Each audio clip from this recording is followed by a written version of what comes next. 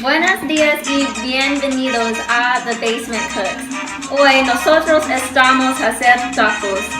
Tacos fue crear a funde en minas de plata en México. Ellos fue crear en el siglo XVIII, pero introdujo a América en el siglo XIX. Hoy usted necesita unos tacos duros, 2 salsas, frijoles refritos, condimentos, carne de pavos, la lechuga y el queso.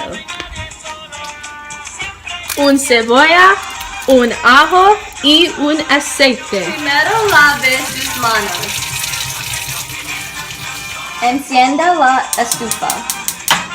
Siguiente, verta el aceite en el sartén. pele las cebollas. Después, cortélas. Pique un diente de ajo. Limpie la lechuga.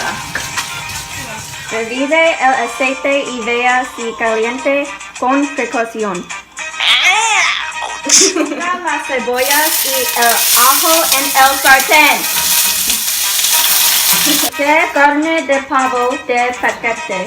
Agréguelo al sartén con las cebollas y el ajo. Siguiente, disperse el condimento en la mezcla.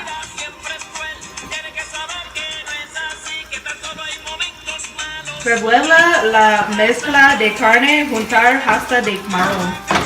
Ponga la salsa en la mezcla de carne y revuelva. Ponga una cazuela en una hornilla aparte y enciéndalo.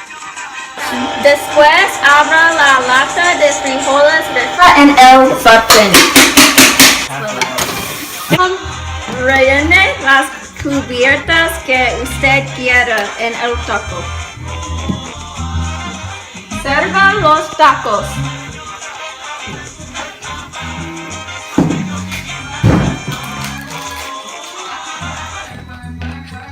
Delicioso. Go Amara!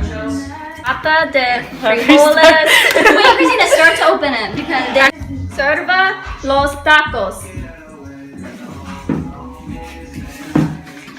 Wait, I just got a twitch in my back. Oh my god! I just popped up for like, I just looked. Remember who? My boyfriend. Madre status. You don't even know that status is the right word from. You don't know how to say that. Sala en el sartén. oh, I probably get said half- sartén You should instead probably of get half an cazuela. hour. It's too late now. Put What are you a drinking? saucepan on. Put a separate sauce. Okay, well, This is so zoomed in. Zoom it out. Go, Shuna! We have to say turn on the stove. Cocina!